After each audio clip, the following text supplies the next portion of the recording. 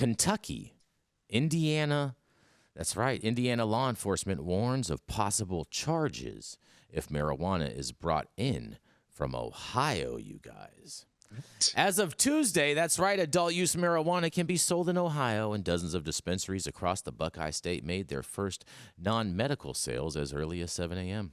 However, the two other states that help make up the tri-state do not allow for adult use sales, though Kentucky does have medical laws in place. Traveling with marijuana across state lines is against federal law.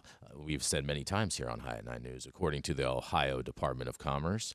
And this says, we asked customers who were waiting in line at Ascend Dispensary in downtown Cincinnati if they were aware that taking marijuana to another state was totally off limits, you guys. In a quote, first quote says, I was aware. I did a little research, said one man. Another customer told us he had just found out within the past week that use in other states and taking the products across state lines is illegal. Indiana State Police Trooper Sergeant John Perini said there can be confusion over rules from state to state, but not knowing the law is not an excuse, he says. In a quote, says, Indiana state law does not allow the possession of marijuana, but I think people don't take the responsibility to research that before they travel through Indiana or to Indiana, Perini says.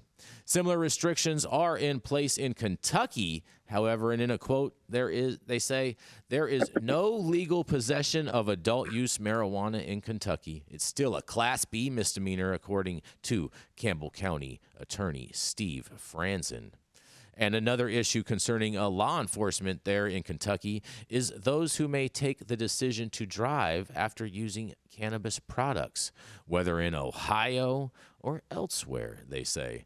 In a quote, they say, just like with alcohol, the trooper has to prove there is impairment. They have to develop probable cause to make an arrest, Perini explained the approach to investigating a potential DUI. Perini also told WCPO that officers keep an eye out for any possible traffic violation that would lead to a suspicion of someone driving impaired.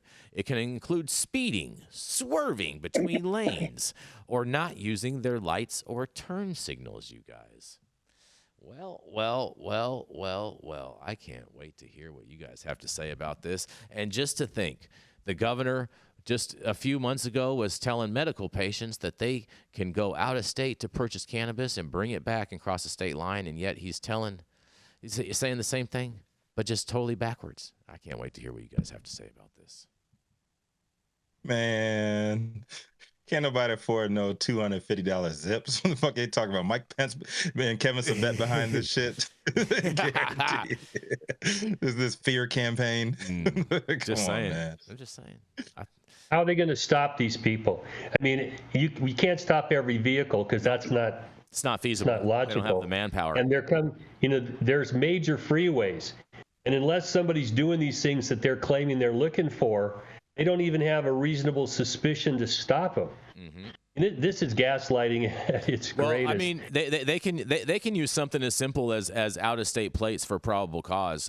With that, in all reality, Dale, we saw that happen in Nebraska, with Colorado. If you had Colorado plates, Nebraska and Kansas. Yep, Kansas. Maybe that's what they're gonna do with those police dogs. They're gonna loan them over to Indiana and Kentucky. That's something else. I was about to say, send Rico over there so he can sniff it out. If you're from Indiana, you're gonna have Indiana Red Rocket. I mean, I don't think working. This is crazy. Yeah, I don't want to go to Indiana anyhow, but yes, we do know how you guys feel about it because you're very long arm of the law allowed about it. But yeah, I think that they just need to focus on bigger things. Like if somebody really wants to go get some weed cookies for grandma or whatever the hell they're going to get, they're going to do it. You're not going to catch them every time. And honestly, you're missing something important while you're worrying about these frivolous actions.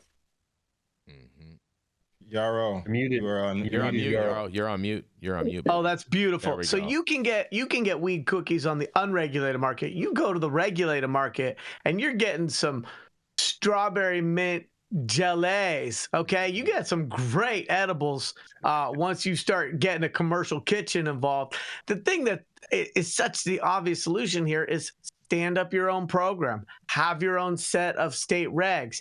If you have issues with borders because you have programs in other states, find a way to look at what's working in those other states and cut and paste, motherfucker. It's not that difficult to come up with a program that draws upon the successes in other markets, makes the adjustments for the failures in other markets, i.e. not taxing everybody at every stage of the supply chain. I don't know, Yarrow. It seems to be that difficult. We've not seen it happen yet.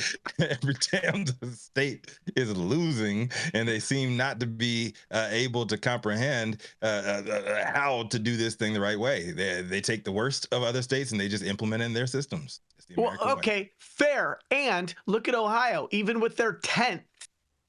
I would still say they're winning more than they're losing, and not a Charlie Sheen style winning, but an actual rollout and implementation of medical and then adult use. And so I think the thing to remember is don't tax like the states that really thought that the regulated industry was going to be their cash pinata, and just increase access. Like Jenny said, increase access, because people who have to drive someplace else to get something, there's a real cost to society in that. And that cost is that people are having to put a bunch of extra lift, a bunch of extra effort into just getting something that they could get if they lived at a different zip code. And that's not totally fair. Yeah, I think we found the real reason why they sell eighths, because they're going for the same price. That's why they're selling tenths. That's why they sell tenths. Oh, man. Oh, man. Speaking of that, we did have one super chat in here from the C word, and this goes perfectly with that, with your topic, Rico, because he says, I'm learning so much this morning. Y'all rock. Well, thank you so much, the C word. I get some wagon. Oh, appreciate the C word. Oh, shout out to the C word. Wrong button there. Wrong button. Oh, man. Sleep at the wheel. Good thing. And here's the other thing. They talk in this article about impairment and being able to prove impairment. And we've talked about that on this article. I mean, on this show so many times. There is still not a scientific based framework for measuring impairment, given that cannabis affects different people differently. And I don't understand why they've been trying to crack the code on that in a variety of markets and at educational institutions, and they still haven't done that. I don't understand. If they had that, it would make a lot of law enforcement and highway patrol people's job that much easier. And it would also prevent people from getting DUIs merely because of ingestation instead of intoxication. Well, good conversations today. Yes.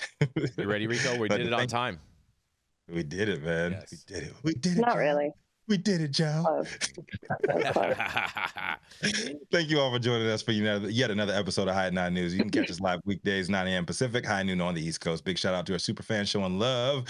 The C word always coming through. Thank you, baby. Thank you. Shout out to the and getting their comments posted live on the big screen. Today's big one, obviously, from the C word. If you want to get your shit up there, too, throw us some dollars. We are for sale. Big love to the rest of our fantastic live audience and online supporters catching us across all media platforms, tuning in each day to the headlines of chaos, also known as the development cannabis industry. Our vetted correspondent team tuning in from all over, even the Shire today. Big shout out to Yarrow Kubrin,